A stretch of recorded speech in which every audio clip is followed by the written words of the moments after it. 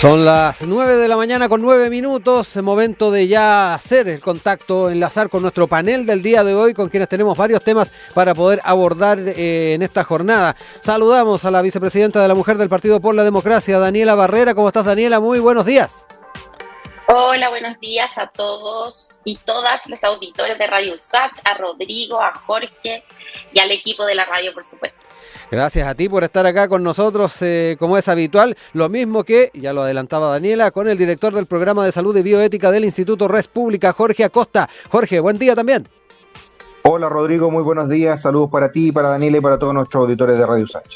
Bueno, como siempre entramos con nuestro tema del día. Antes de ir a las otras temáticas propuestas, estamos ahí atentos a lo que nos cuenta nuestra audiencia en nuestras redes y nuestro WhatsApp respecto al ya eterno problema con bomberos en lo que tiene que ver con el financiamiento. Hay molestia en la institución por esta baja en presupuesto 2024, no han descartado manifestaciones si es que no se atienden estas demandas, y frente a ello siempre surge la pregunta: ¿por dónde vienen las estrategias para resolver el problema del financiamiento? En la introducción yo recordaba que se ha buscado, por ejemplo, entradas que tienen que ver con acreencias no cobradas, que es un proyecto de ley que se sacó adelante hace algunos años atrás. Sin embargo, sabemos, tenemos cuerpos de bomberos en todo el país con necesidades diversas, algunos con más recursos que otros, y ahí nos encontramos obviamente con ese predicamento constante a la hora de pensar en el financiamiento de estos voluntarios. Daniela, parto contigo para entrar en este tema. Oye, como primera cosa, yo quiero decir que la institución Bomberos, propiamente tal, es una institución bien particular, porque yo creo que una es la voz de sus dirigentes y otra es la voz de sus miembros, honorarios, voluntarios. Ellos, o sea, si uno conversa con los bomberos, se acerca un poquito, hay muchos voluntarios que te dicen que ellos no quieren ser una institución estatal. Que a ellos les gusta ser una institución privada al servicio de la comunidad. Y el voluntariado, eso lo destacan harto.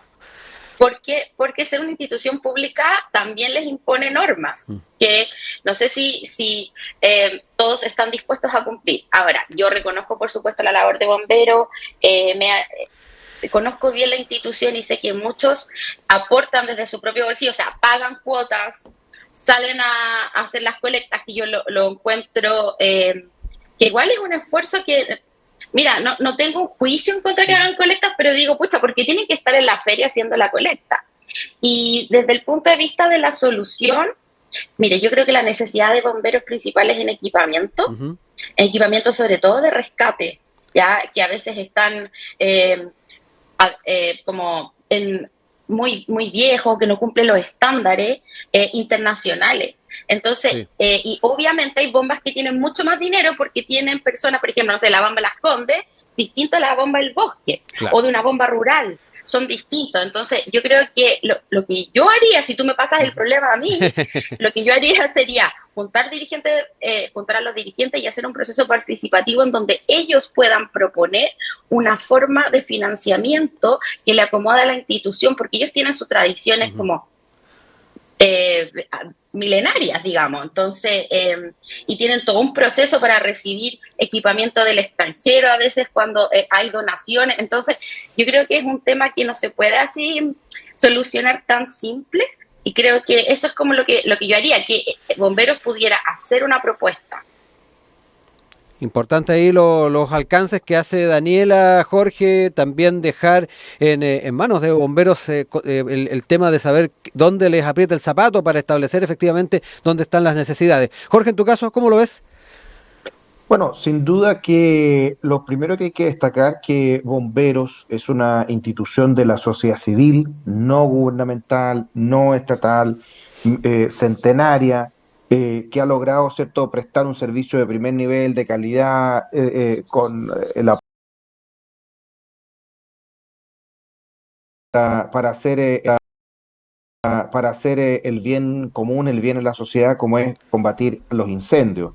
Eso obviamente que requiere el apoyo de los ciudadanos en primer lugar. Quizás una buena opción para poder aumentar el financiamiento de bomberos sería entregar más beneficios, quizás tributarios, sí, o de algún tipo, para que los privados puedan también aportar más a lo que hace bomberos. Y en segundo lugar también un apoyo estatal. desde el punto de vista presupuestario, sobre todo cuando vemos grandes cifras, ¿cierto? Como lo hemos reconocido este año, decenas de miles de millones de pesos que se entregaban a fundaciones sin experiencia, que no tenían, digamos que eran creadas ad hoc, pocos meses antes de que partiera el gobierno, y ahora se dice que no hay plata para bomberos, uno no logra entender esas cosas, o de repente con los programas que son mal evaluados y dirigidos por el gobierno, o la cantidad de funcionarios adicionales que se contratan, y decir que no hay plata para bomberos cuando uno ve que bomberos hace un trabajo tan extraordinario es un poquito contradictorio. Por eso, sí, la etapa del presupuesto de todos los años yo creo que es una etapa en la cual uno puede analizar muy bien cómo se gastan los pesos en el Estado y cómo se pueden gastar mejor, sobre todo apoyando a aquellas instituciones de la sociedad civil que hacen un trabajo tan extraordinario como el que hace Bomberos. Ahí teníamos las posiciones, los puntos de vista, también las posibles soluciones que se observan en nuestro panel. Ahora también está la oportunidad de que ustedes nos comenten en nuestras redes sociales y además en nuestro WhatsApp les recordamos el +569 2649 3001. Nos vamos a nuestros temas de hoy y nos quedamos con lo que tiene que ver con la ley de usurpaciones. Desde sectores de oposición ya se ha anunciado ingreso de una nueva ley y además un voto en contra del veto presidencial. Han habido también algunas opiniones. El senador Felipe Kast emplazó al gobierno a no ponerse del lado de los delincuentes y a explicar por qué las usurpaciones ya no se pagarán con cárcel. Algunos de los análisis, las bajadas que se hacen desde la oposición, pero lo claro es que no se ha podido aunar posiciones en torno a lo que es el veto y ya lo decíamos, desde la oposición ya se está planteando una nueva moción, en este caso una ley de usurpaciones. Dejamos ahí la palabra a nuestro panel. Daniela, parto contigo para entrar en esta temática. Lo hemos abordado en otras oportunidades, se veía complicado en todo caso lo que tiene que ver con el veto, tomando en cuenta también las posiciones que se han asumido en la oposición, pero ahora nos encontramos con ya un hecho de algo que se había planteado como posibilidad de lanzar un proyecto distinto. Daniela, parece que estás muteada. A ver, vamos. Ahí sí, ahí sí que sí. Mira, respecto a las declaraciones de Kast, yo creo que es súper fuerte y malicioso decir que el gobierno se ponga a favor de delincuentes. ¿Por qué? Porque las personas que realizan tomas no violentas por falta de vivienda también son habitantes de nuestro país que el gobierno tiene que proteger.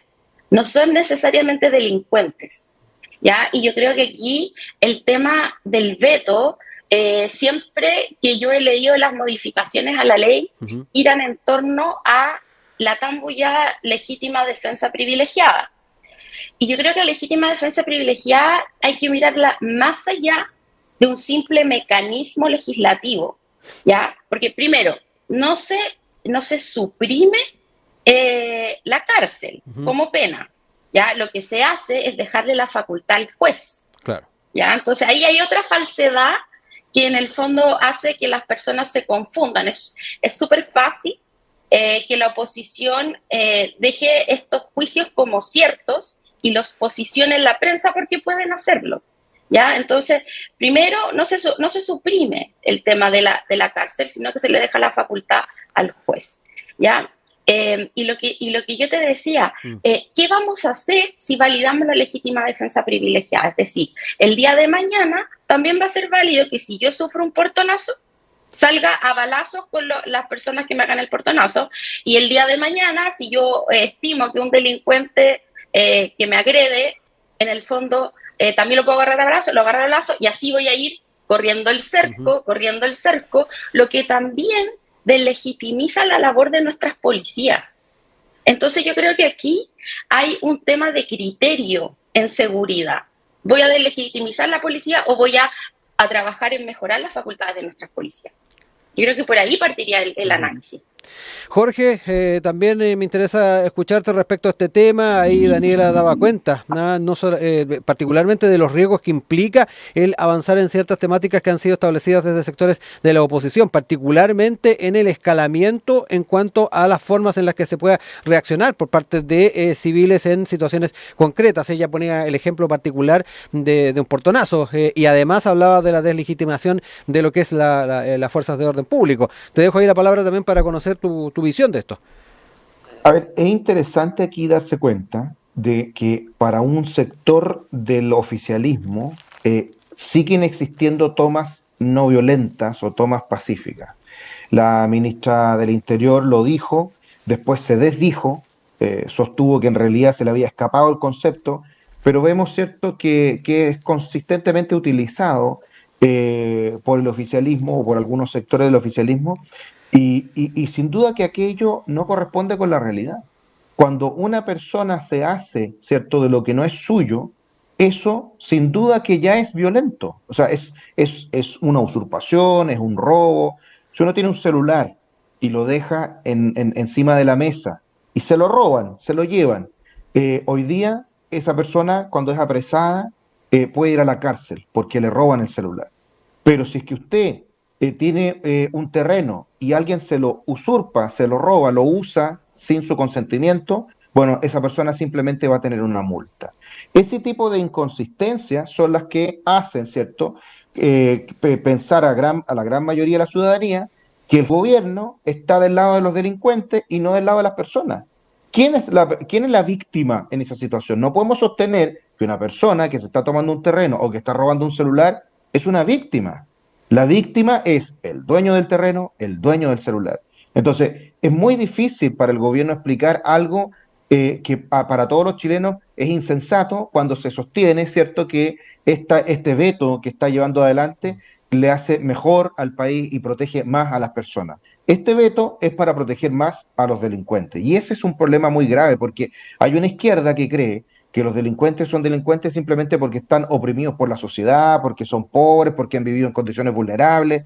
Yo te digo, Rodrigo, yo nací en San Ramón, nací en La Bandera, nací en una población donde había mucha pobreza, donde gracias al esfuerzo de mi abuelo, mi papá, logramos salir adelante y nunca vi que una opción iba a ser la delincuencia, nunca vi que una opción iba a ser hacerme de lo que no era mío. Y ese tipo de cosas también son bastante estigmatizantes cuando se dice que todas las personas que son pobres entonces vamos a justificar que cometan esos delitos. No, si hay ladrones que son pobres y hay ladrones que son ricos. Hemos visto también todas las triquiñuelas brutales que hay, por ejemplo, en el mercado financiero, ahora cuando sacaron, ¿cierto?, uno de los gerentes de Cencosud por utilización de información privilegiada. Eso también es robo.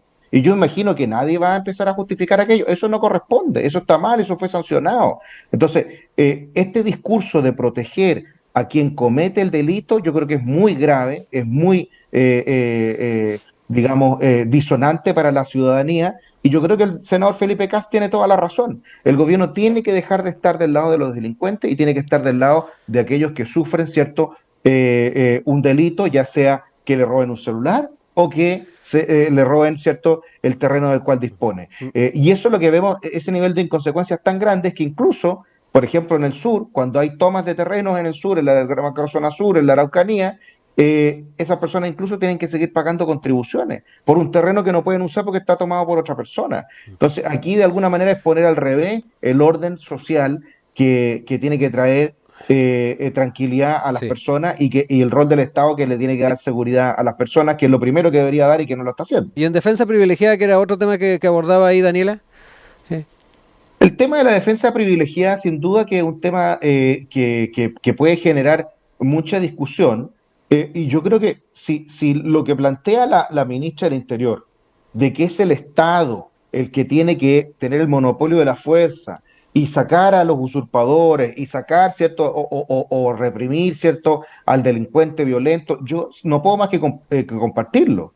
Pero la pregunta que hay que hacerse es ¿qué pasa cuando el Estado no llega? ¿Qué pasa cuando el Estado llega tarde? Si al final esto es lo mismo que la legítima defensa. Si hay una persona que me está apuntando con un arma en mi propia casa, yo me tengo que defender, yo me puedo defender. No, piensen ustedes la frustración que tienen tantas personas también que muchas veces incluso con contratos de arriendo, tienen arrendatarios, ¿cierto? Y que los arrendatarios deciden no pagarle más y deciden no irse y no tienen cómo sacarlo y el Estado no responde. Entonces yo entiendo la frustración de aquellas personas que sufren, ¿cierto?, esta situación y que incluso cuando se defienden pueden ser los usurpadores los que terminen mandando a la cárcel a las víctimas simplemente porque no existe una ley que respalde la legítima defensa. Yo creo que ahí me sorprende que la ministra tenga cara para decir que es el Estado el que tiene que resolver este problema cuando vemos que históricamente no lo ha logrado hacer. Daniela, hay varios temas que quedan de manifiesto en la intervención de Jorge, particularmente en lo que tiene que ver con la forma en que se concibe el delito. Ahí él ponía dos casos en particular y daba cuenta de que el tema de atenuantes no va a lugar. Y lo otro que tiene también que ver con la forma en que llega el Estado a la hora de efectivamente dar garantías a la ciudadanía. Te dejo ahí la palabra. Sí que está muteada, Daniela. Ahí sí Sí, que sí. claro, no, para el ruido en mi oficina. Yo creo que, mira, las visiones dependen mucho de los roles. O sea, uno es la visión que puedo tener yo mirando las noticias desde mi casa y otro es la visión que debe tener el Estado como garante de derecho y de seguridad y de protección de las personas. Yo pienso que esta visión de que todas las personas que están en una toma son delincuentes es una visión sesgada y muy estereotipada, ¿ya? Porque en el fondo, las tomas que existen o que existieron en las comunas de Peñalolén, de Lo Prado, de La Pintana, en donde hubieron alcaldes encargados de gobiernos locales que juntaron a esos vecinos, les enseñaron a organizarse, les enseñaron a ser dirigentes, a contactarlos en el fondo con los distintos estamentos que los podían ayudar en materia de vivienda. Y ahora, después de 10 años de haberlos ayudado, les están entregando su vivienda propia de una manera en donde ellos aprendieron a encauzar sus requerimientos. Yo encuentro que esa es la labor del Estado, garantizarle los derechos a las personas, porque nosotros tenemos una brecha. O sea, yo no puedo decir que las personas, una brecha social grande, yo no puedo decir que todas las personas que están en una toma son delincuentes. Sí, probablemente están infringiendo la ley, pero hay que hacerse cargo. O sea, el Estado tiene que hacerse cargo. Yo del televisor de mi casa puedo criticar a esas personas, pero si yo tengo un rol en el Estado, yo no me puedo poner a criticarla. Yo tengo que acercarme y resolver el problema, darles una solución de vivienda, enseñarles a encauzar su requerimiento. No puedo no hacerme cargo. Entonces, por ahí, no es que el oficialismo queramos defender a los delincuentes, como te digo, una visión muy estereotipada y sesgada.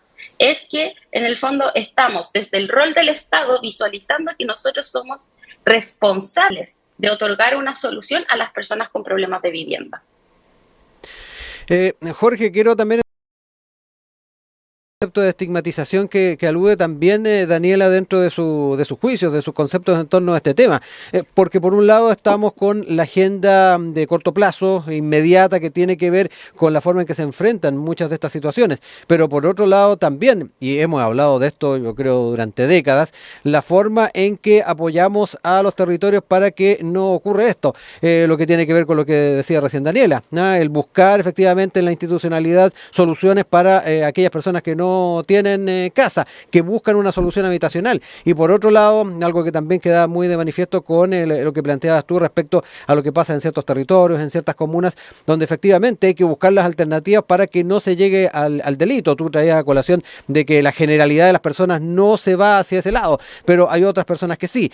También importante ver cómo abordamos esos dos frentes, uno de más corto plazo como también el de más largo plazo, que digamos los diagnósticos se han hecho muchas veces hace décadas y todavía pareciera no encontramos la forma de hacer frente a aquello. A ver, a mí me parece que claramente la mayor estigmatización la produce el Estado. Cuando tú tienes un Estado absolutamente ineficiente, que no es capaz de aumentar la cantidad de casas y de soluciones habitacionales construidas por año, cuando tienes familias que tienen que esperar 8, 9, 10 años para poder tener una casa, evidentemente estás haciendo políticas públicas que terminan estigmatizando a las personas que necesitan una vivienda y que no la tienen. Cuando tú tienes, por ejemplo, construcciones como las que eran las que sirvieron para ayudar a mucha gente, como las que eran los blogs y todo tipo de cosas, pero que quedaron chicas. Si uno ve las poblaciones, la gente lo que tiene que hacer son los verdaderos palafitos, ustedes lo deben conocer, ¿cierto? Que se construyen casas en segundo, tercer piso, con palafitos para tratar de resolver su situación. Habla de que el Estado ha llegado absolutamente tarde.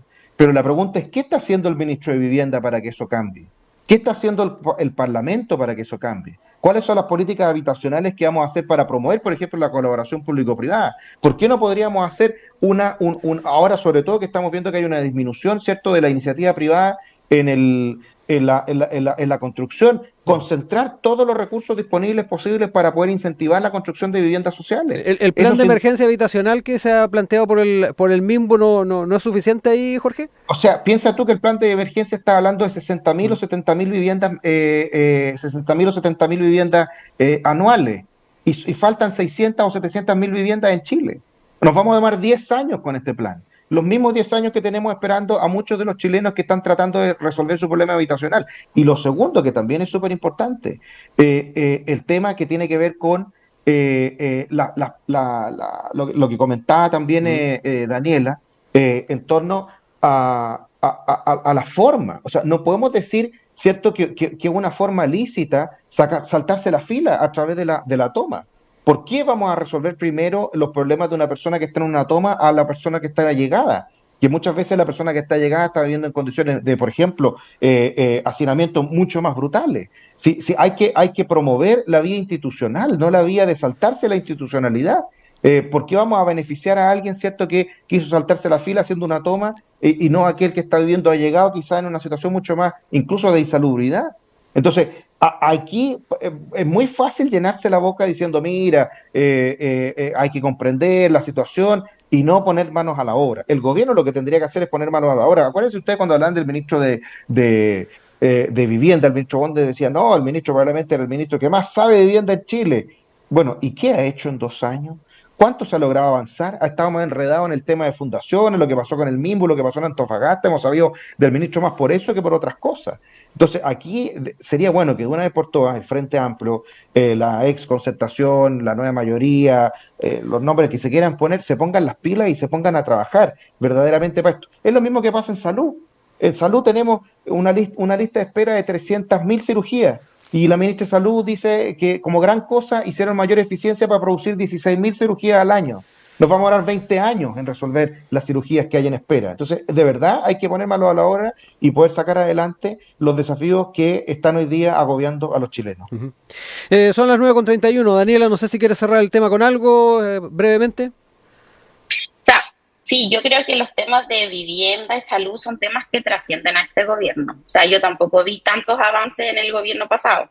Y también creo que suponer que las personas que tienen, o sea, que tienen la necesidad de instalarse en una toma se saltan la fila, supone una intención, como que las personas tienen una intencionalidad de saltarse la fila y de embarrar al otro que ha llegado. Y yo creo que eso no es así. Basta con trabajar con las personas en el territorio para entender que la verdadera pobreza tiene que ver con una brecha de no acceso a la información, de no acceso a la educación, de no saber cómo conducir los requerimientos.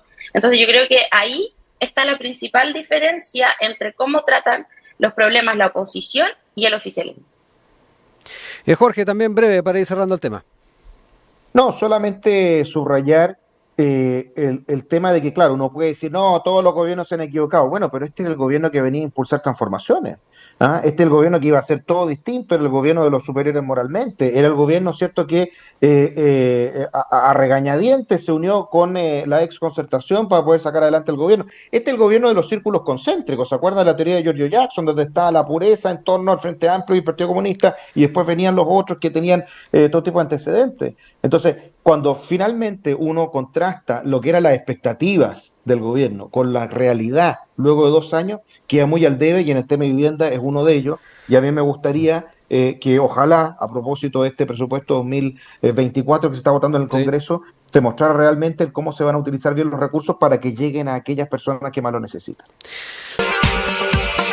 9:36. Retomamos el diálogo de nuestro panel. Ya estamos nuevamente con Jorge Acosta, director del programa de salud y bioética del Instituto Res Pública, también con la vicepresidenta de la Mujer del Partido por la Democracia, Daniela Barrera. Nos vamos a temas del proceso constitucional y particularmente esta recta final de la que hemos estado hablando en el trabajo del Consejo. Sin ir más lejos, se está a la espera de poder realizar la votación final de la propuesta. Está presupuestada para el día lunes 30, y además dejar ese espacio para cumplir con el plazo de 5 días para que consejeros se puedan recurrir eventualmente al Comité Técnico de Admisibilidad respecto a las normas que están incorporadas y ya votadas, muchas de ellas también que vienen del informe de la comisión mixta. Desde el oficialismo admitieron que se podría hacer, pero también están las visiones que se están tomando desde los consejeros de la oposición. Sin ir más lejos, importante comentar lo que ha dicho el consejero de RN, Germán Becker. Desestimó que existan motivos para aquello. Yo creo que no hay ninguna razón para concurrir al comité técnico. Yo creo que lo están haciendo para dilatar el proceso, para no decir todavía que van a votar en contra, aunque lo han dicho en la sala en todos lados. Parte entonces de las diferentes alternativas que se están dando en torno al proceso constitucional y que quiero entrar a comentar también con ustedes. Jorge, me quedo contigo para partir en esta oportunidad e ir analizando esta última etapa, ya lo decíamos, a puertas de la votación final y generar la propuesta que va a ser votada por la ciudadanía en diciembre, pero está también este factor que de una u otra forma para algunos sectores es dilatar más el proceso y particularmente el tomar posición, que yo creo que eso es uno de los temas relevantes en estos días. Bueno, yo creo que a esta altura las cartas están más o menos echadas. Consistentemente hemos visto que lo que fue el alineamiento de las fuerzas políticas en torno a la Convención Constitucional y el plebiscito del 4 de septiembre va a ser probablemente el mismo que se va a mantener a la luz del trabajo del Consejo Constitucional de cara al 17 de diciembre. ¿Qué quiero decir con esto?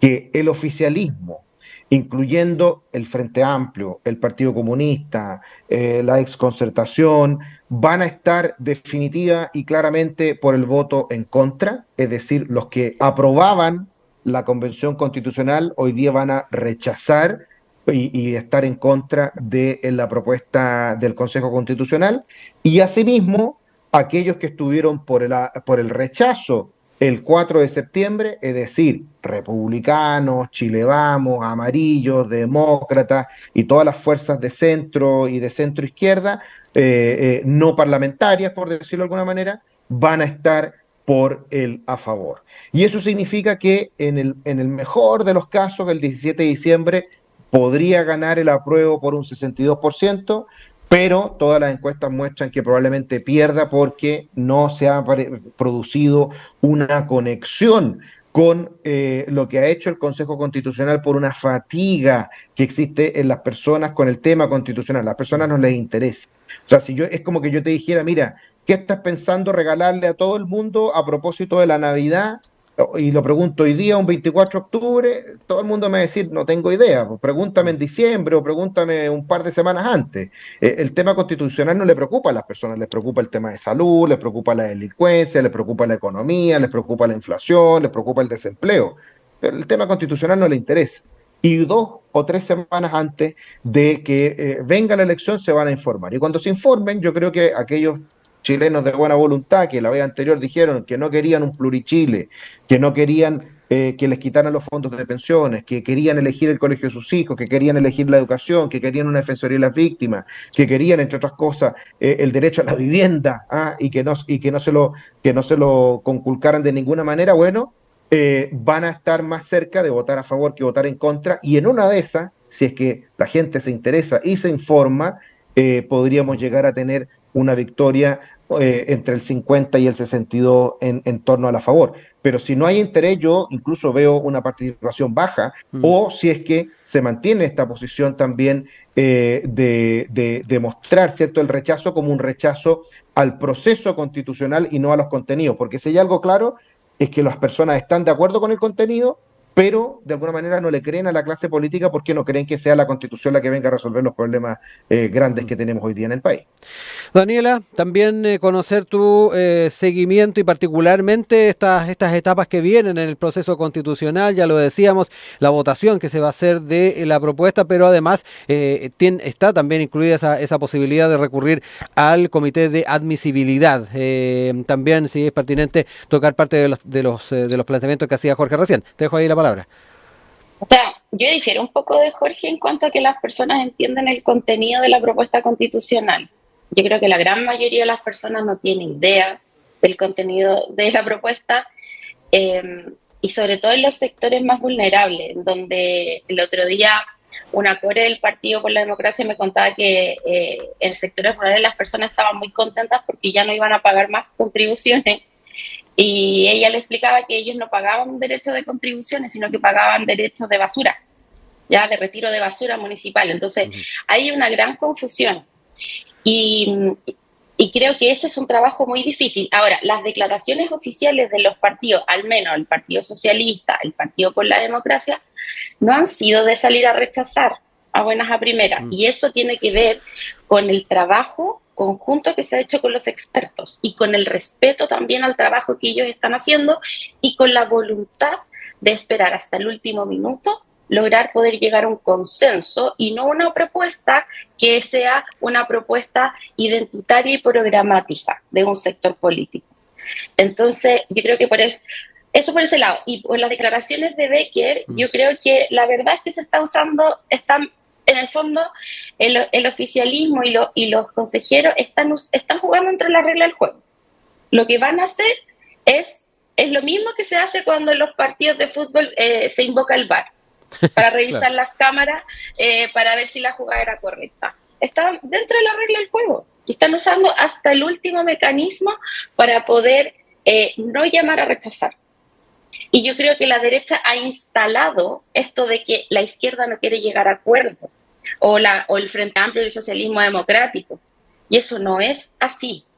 Entonces, yo creo que atengámonos a los hechos concretos, que son las declaraciones de los partidos que han dicho que no van a llamar por ninguna postura hasta el último minuto y hasta el último recurso, porque a nosotros sí nos duele que tengamos una constitución ilegítima. Jorge, ahí también para ir cerrando este tema, te dejo ahí tiempo a varias cosas que aludía ahí Daniela respecto a la forma en que se concibe la propuesta, pero además las razones que hay detrás de eventualmente recurrir al comité de admisibilidad. Ella señalaba, ¿no?, una forma de efectivamente utilizar todos los recursos para tratar de llegar a buen puerto con la propuesta. Te dejo ahí la palabra. A ver, lo que pasa es lo siguiente. Yo lo que sostengo es que el contenido de lo aprobado en el Consejo Constitucional es amplia y mayoritariamente apoyado por los chilenos. Tanto es así que cuando todas las encuestas nuevas muestran que a las personas que dicen que votan rechazo, le cuentan, le informan lo que tiene el contenido, la gran mayoría termina votando apruebo. ¿Por qué? Porque cuando tú le preguntas a los chilenos, ¿quién no quiere elegir en salud? 8 de cada 10 quiere elegir en salud. Y esa fue una norma que apenas fue aprobada por el 60%. Tú les preguntas, ¿quién no quiere ser dueño de sus fondos previsionales? 9 de cada 10 quiere ser dueño de sus fondos previsionales. Y eso fue aprobado solo por el 60% en el Consejo Constitucional. Por lo tanto, va a llegar un momento en que las personas decidan informarse y en ese momento probablemente van a estar a favor de la propuesta porque van a darse cuenta de que está alineada con lo que ellos quieren.